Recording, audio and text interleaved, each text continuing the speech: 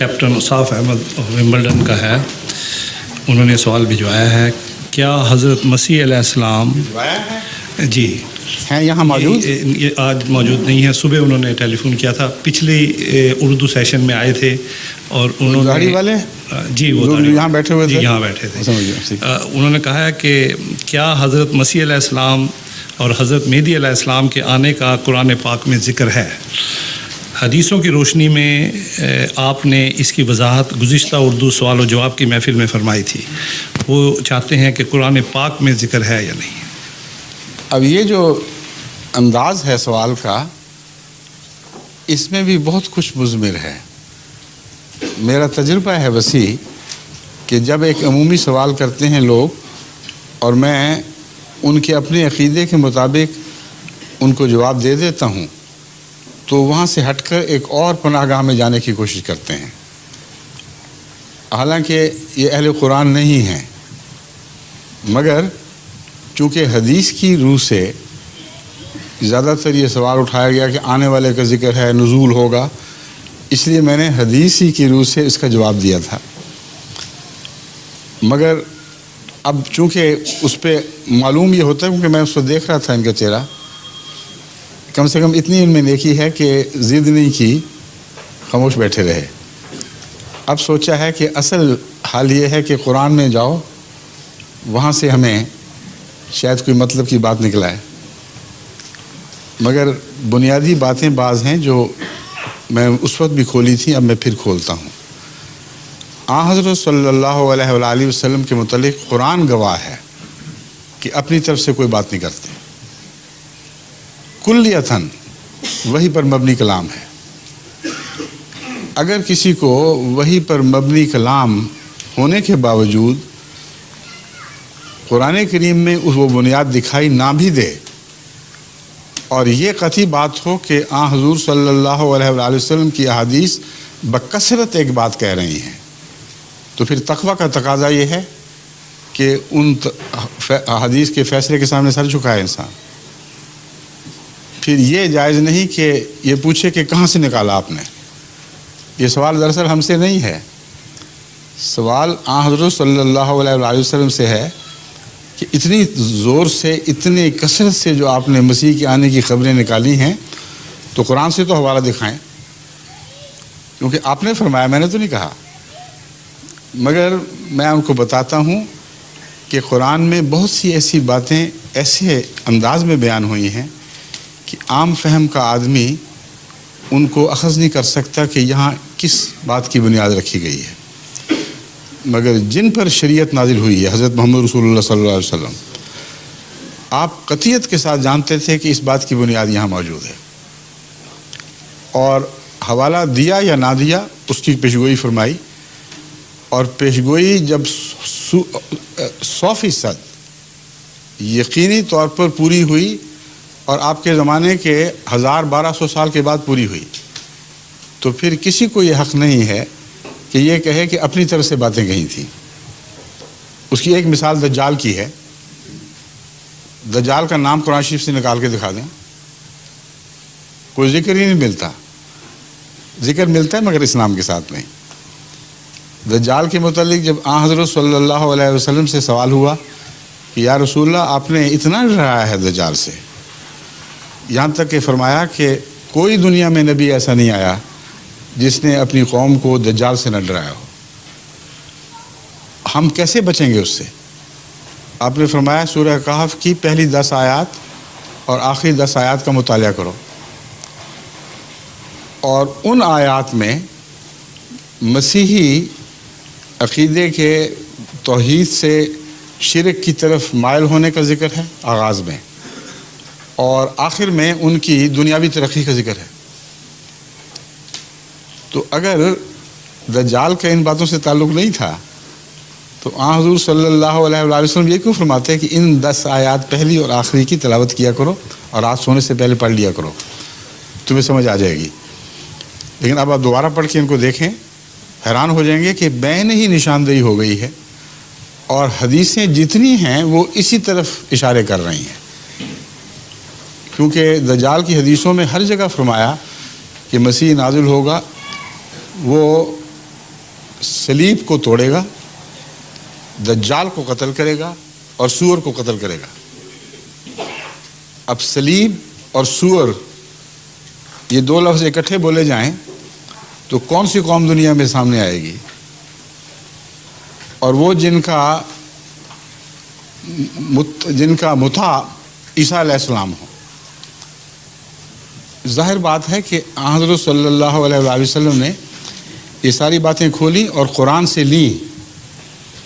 इसलिए मुसलमान का फ़र्ज़ है कि ऐसी हदीसें जो आइंदा की पेशगोइयों से ताल्लुक़ रखती हों पूरी हो जाएं, वजाहत के साथ पूरी हो जाएं। उसके बाद ये बहस ना उठाए कि मोहम्मद रसूलुल्लाह ने कहाँ से निकाली थी, बल्कि अक़ल इस्तेमाल करे, ख़ुद देखे, ढूंढे तो उसको ज़रूर मिल जाएगी जगह। अब इमाम महदी नाम रखें या मसीह रखें नाम, हमारे नज़दीक एक ही वजूद के दो नाम हैं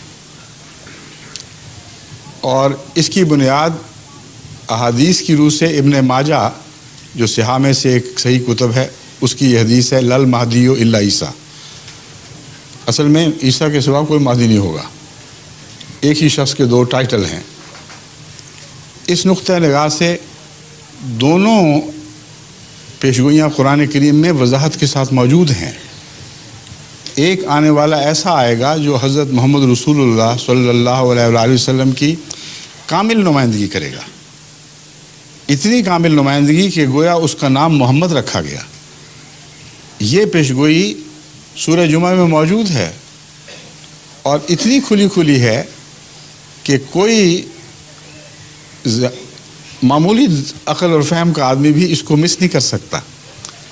लेकिन उस पर मज़ीद ये तायीद कि ख़ुद हुज़ूर अकरम सल्लल्लाहु अलैहि वसल्लम ने उसकी यही तशरीह फरमाई कि यहाँ एक आने वाले की खुशखबरी है, उसके मक़ासिद बयान हुए हैं, उसका ज़माना बताया गया है, उसकी कौम के अहवाल बताए गए हैं।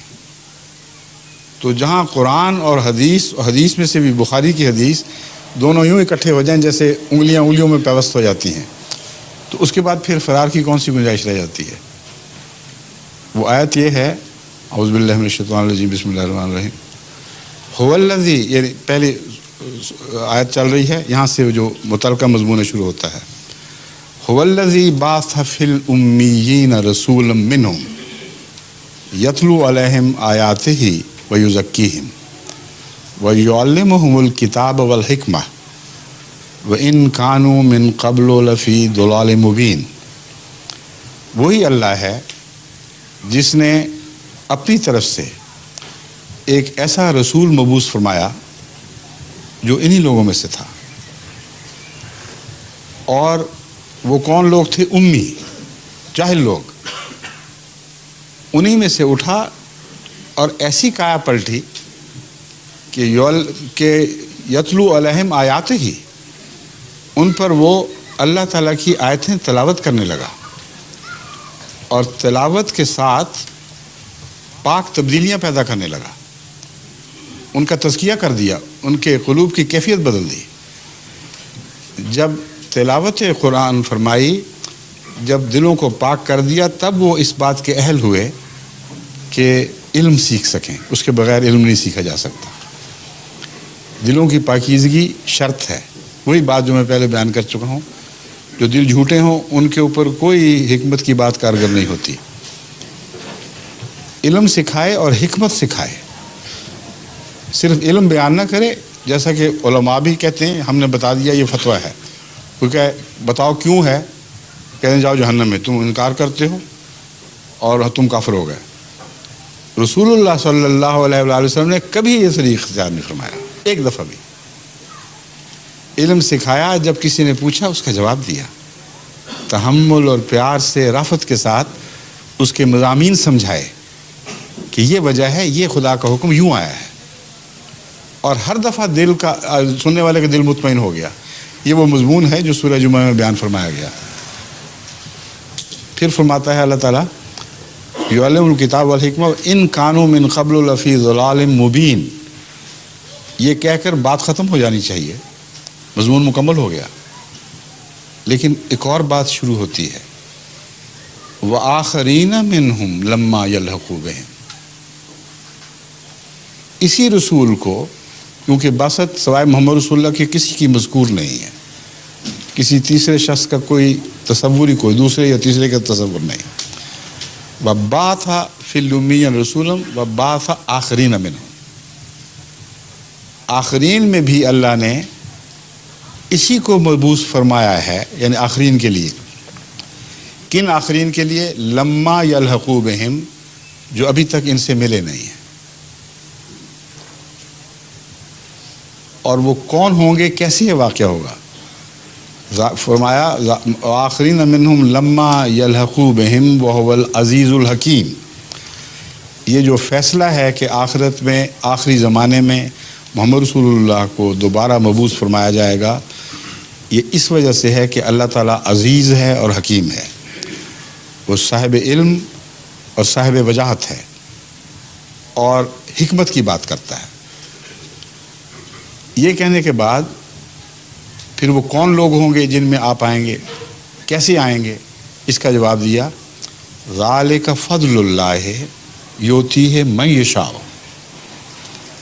اگر حضرت محمد رسول اللہ صلی اللہ علیہ وآلہ وسلم نے خود براہ راست آنا تھا تو یؤتیہ من یشاء کی کوئی بحث نہیں اٹھنی چاہیے تھی. صاف پتہ چلا کہ یہ نام کسی غلام کامل کو عطا ہونا ہے جو بین ہی وہی باتیں کہے گا جو محمد رسول اللہ نے فرمائیں، وہی تعلیم دے گا جو قرآن کی تعلیم ہے، صرف ان سے غلط فہمیوں کے پردے اتارے گا. چنانچہ فرمایا کہ یہ کون ہوگا، اس کے متعلق فرماتا ہے ذالک فضل اللہ یؤتیہ من یشاء. اللہ کا فضل ہے، جس کو چاہے دے گا. یہ بحث نہیں اٹھے گی کہ عربی ہے کہ عجمی ہے. وہو العزیز وہو ذو الفضل العظیم، بڑے فضلوں والا خدا ہے. اب یہ جو آیات نازل ہوئی ہیں، بخاری میں آتا ہے کہ اس وقت صحابہ پاس بیٹھے ہوئے تھے. بسا اوقات وہی رسول اللہ صلی اللہ علیہ وآلہ وسلم پر تنہا نہیں اترتی تھی، بلکہ صحابہ کی میت میں موجود ان کے سامنے اترتی تھی. تو اس کو سن کر ان آیات کو ایک سوال کرنے والے نے سوال کیا. اس نے کہا وہ لوگ کون ہوں گے یا رسول اللہ جن کا ذکر چل رہا ہے؟ اس بات میں سوال والے کو کوئی شک نہیں تھا کہ محمد رسول اللہ ہی نے آنا ہے. وہ لوگ کون ہوں گے اس پر اس کو ذرا تعجب تھا اور دل میں ایک تجسس پیدا ہوا کہ پتہ کروں. حضور صلی اللہ علیہ وآلہ وسلم نے یہ سن کر جواب نہیں دیا، خاموشی اختیار فرمائی.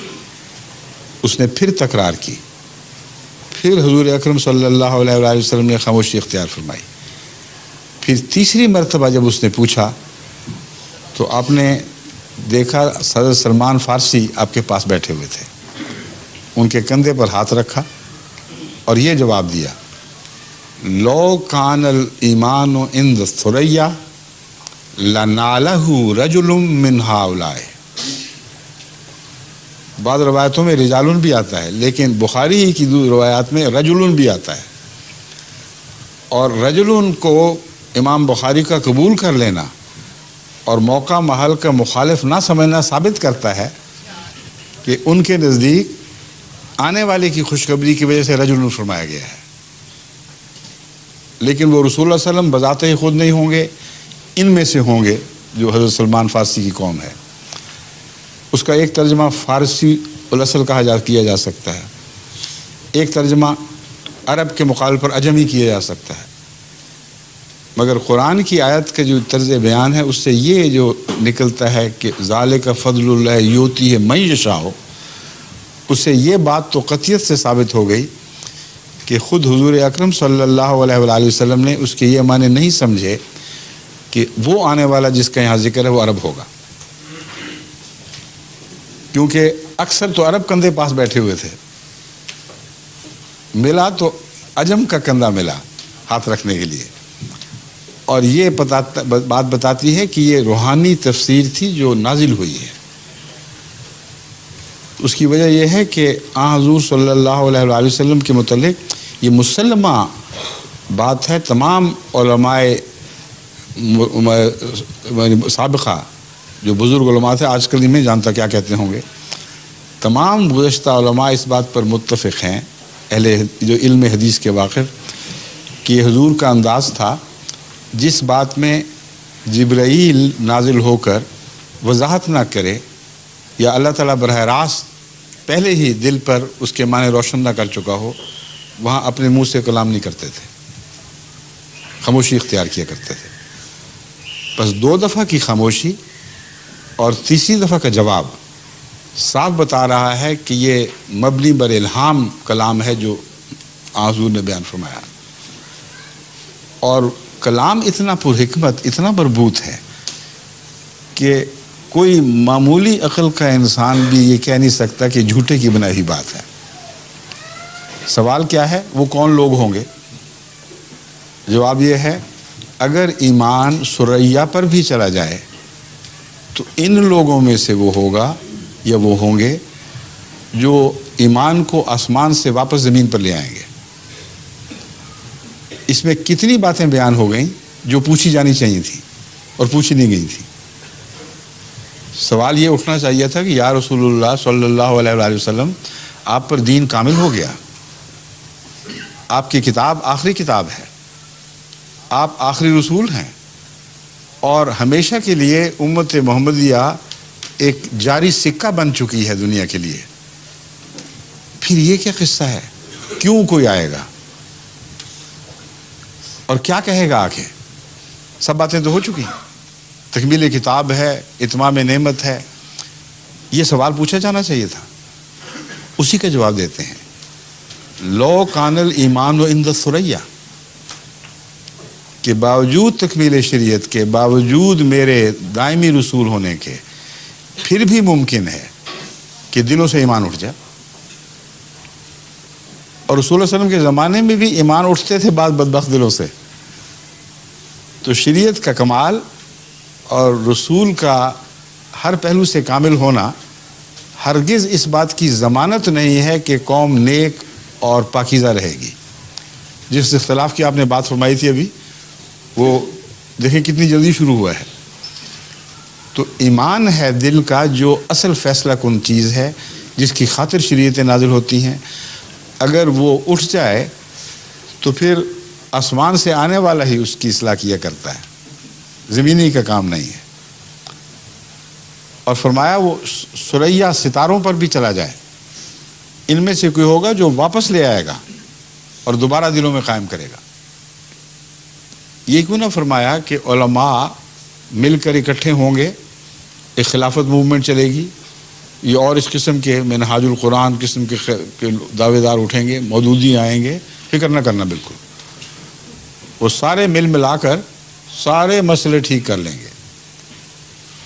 یہاں صرف یہی نہیں بلکہ کسی ایک حدیث میں بھی میں دہرا رہا ہوں آپ کے سامنے، حضرت صلی اللہ علیہ وسلم نے انحطاط کے زمانے میں علماء کے ذریعے اصلاح کا کوئی ذکر نہیں فرمایا، ایک دفعہ بھی نہیں، اور فرما سکتے بھی نہیں تھے، کیونکہ آپ سے زیادہ انسانی روحانی بیماریوں پر کسی کی نظر نہیں تھی. آپ سے بڑھ کر کوئی نہیں جانتا تھا کہ مذہبی انحطاط اوپر سے شروع ہوا کرتا ہے. عوام کا الانام تو بھیڑوں کی طرح پیچھے چلنے والے لوگ ہوتے ہیں. جب لیڈرشپ بددیانت ہو جائے، جب وہ خود غرض ہو جائے تو جہاں چاہے ان کو لے جاتی ہے، خدا کے نام پر، رہنمائی کے نام پر، اور گڑھوں میں اتار دیا کرتی ہے. اس لیے حضور اکرم صلی اللہ علیہ وآلہ وسلم کا کسی ایسے موقع پر ایک مرتبہ بھی کسی عالم کا ذکر نہ کرنا اور مسیح کا کرنا، مہدی کی بات کرنا اور دنیا کے اماموں کی بات نہ کرنا، مہدی کو ہی امام کہنا، صاف ثابت کرتا ہے کہ حضور اکرم صلی اللہ علیہ وآلہ وسلم پر مذہبی قوموں کے عروج اور زوال کے سارے حال روشن تھے. آپ جانتے تھے کہ مذہبی رہنما ہی ذمہ دار ہوا کرتے ہیں، جب وہ بگڑ جائیں تو پھر ان کی ریپلیسمنٹ کے سوا کوئی چارہ نہیں ہے. پھر خدا اپنے براہ راست انضمام اپنے ہاتھ میں لیتا ہے، اور اس اصول کے خلاف ساری مذہبی تاریخ میں ایک بھی گواہی نہیں. علماء کی بات کیوں نہیں کی؟ اس لیے کہ خود دوسری جگہ فرما چکے ہیں کہ سیاتی علی الناس زمان لوگوں پر ایک ایسا زمانہ آنے والا ہے، لا یبقى من الاسلام الا اسمہ، اسلام نام کے سوا باقی نہیں رہے گا،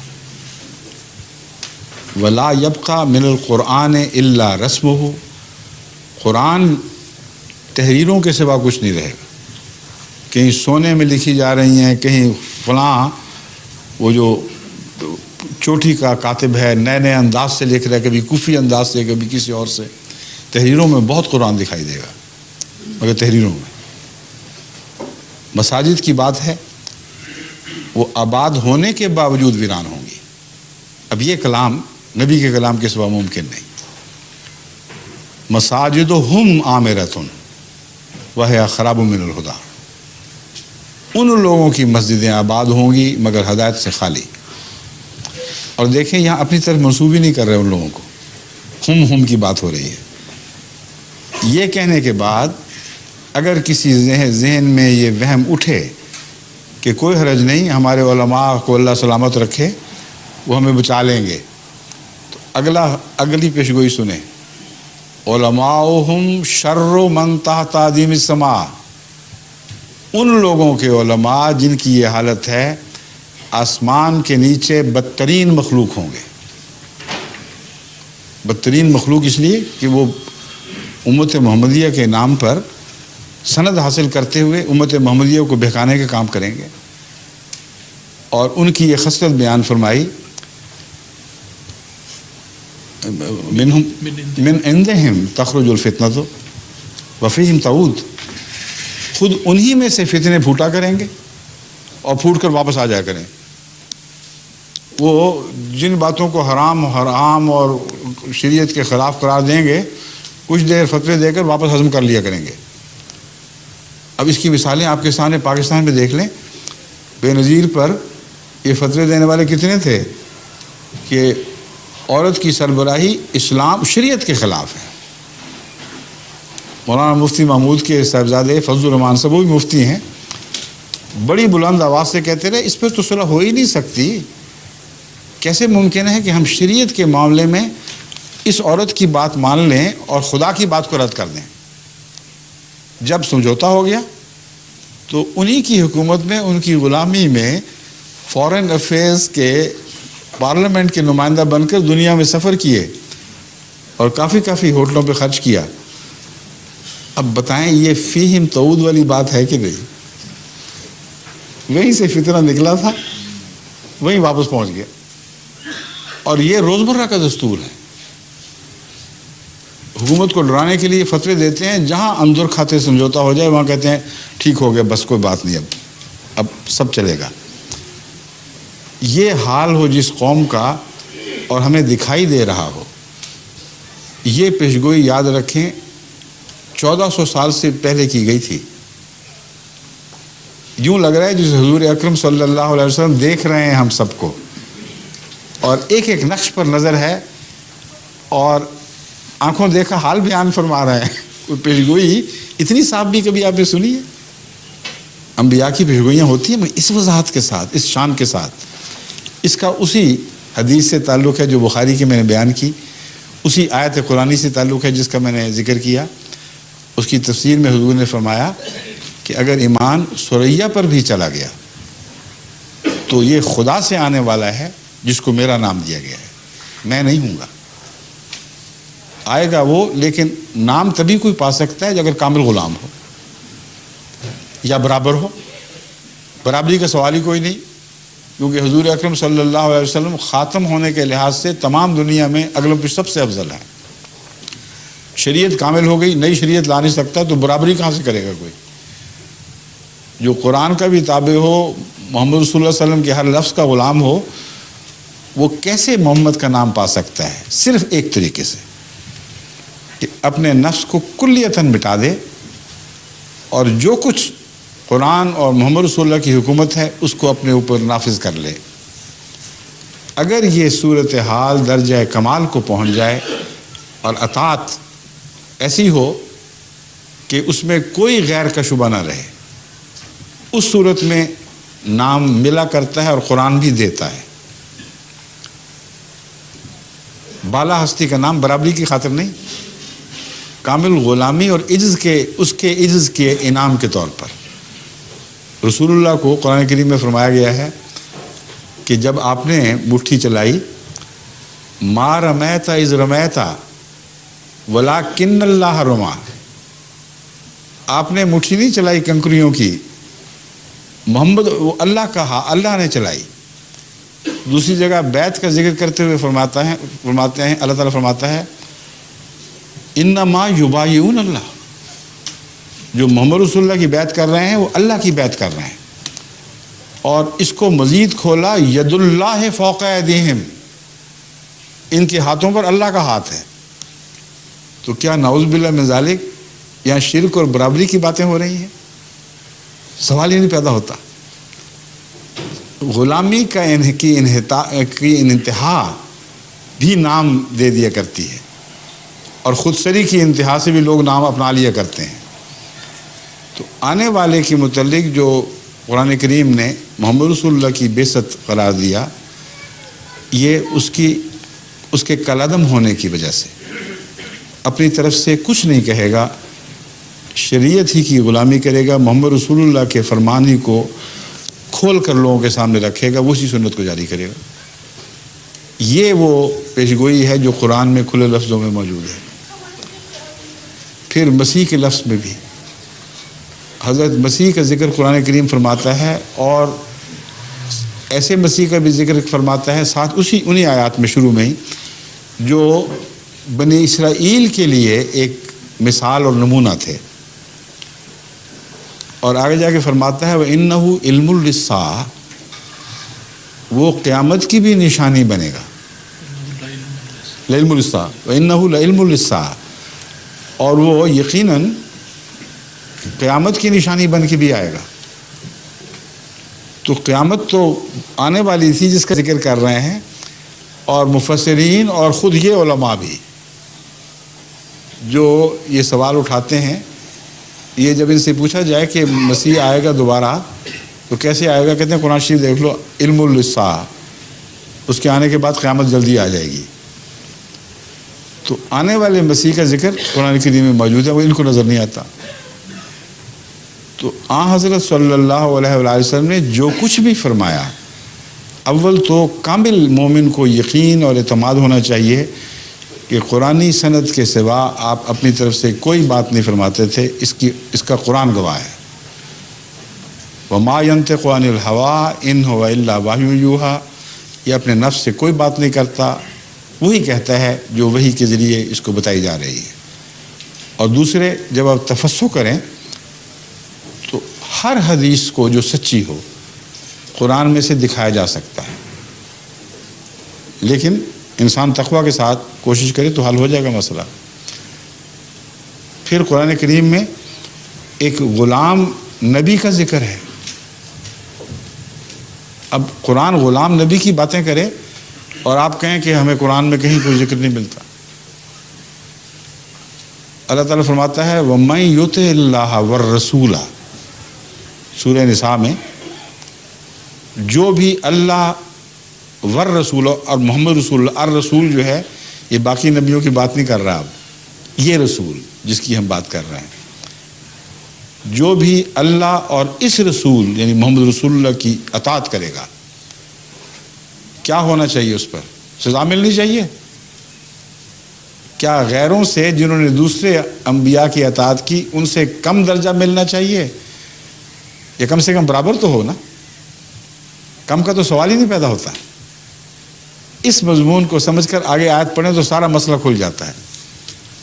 فرمایا وَمَن يُطِعِ اللَّهَ وَالرَّسُولَ فَأُولَٰئِكَ مَعَ الَّذِينَ أَنْعَمَ اللَّهُ عَلَيْهِمْ، اب بس یہی وہ لوگ ہیں جن کو انعام نصیب ہوں گے، ان کے سوا اب کسی کو انعام نہیں ملے گا۔ تو ایک تو یہ جو باقیوں کو فارغ کر دیا اور حضرت محمد رسول اللہ صلی اللہ علیہ وآلہ وسلم کو انعام حاصل کرنے کے لیے تنہا وسیلہ قرار دیا، بہت بڑی شان ہے، یہی خاتمیت کا معنی ہے۔ سب کے چشمے بند، آپ کا چشمہ جاری۔ اور اگلی آیت سنیں وہ کس طرح کھولتی ہے مضمون کو۔ انعام پانے والے ہوں گے کون؟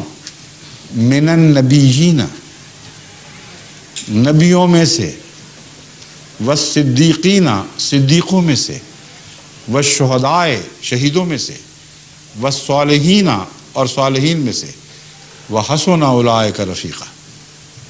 کیا ہی اچھی کمپنی ہے۔ اس امت کے محمد رسول اللہ کے غلام اس صحبت میں شرکت کریں گے، نبی بھی ہوں گے، صدیق بھی، شہید بھی، صالح بھی۔ تو اب اس قرآن کی آیت کو کہاں لے جائیں گے؟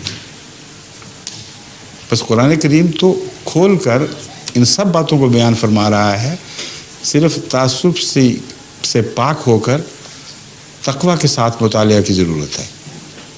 اگر صاف دل سے کوئی مطالعہ کرے تو ایک دو آیات ہی کافی ہو جاتی ہیں۔